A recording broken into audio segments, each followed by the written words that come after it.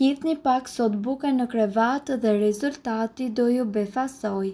Kur vjen puna për të pastruar dyshekun, nuk janë edhe aq të vështirë për të pastruar, do me thënë, ata thjesht nuk janë të lehtë pasi janë të mëdhenj dhe të rëndë. Duke qenë se shpenzojmë një pjesë të mirë të kohës në këto dyshek, çdo ditë ne kemi nevojë për pastrimin e tyre të hollësishëm.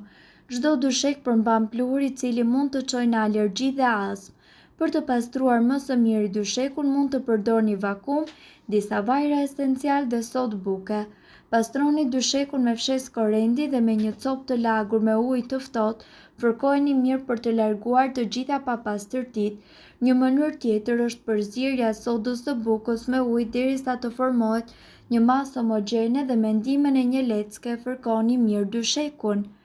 Pra, kjo metodë mundet që të largojë erën e keqe të dyshekut, të përthithë djersën e trupit gjatë natës si edhe të largojë pluhurat.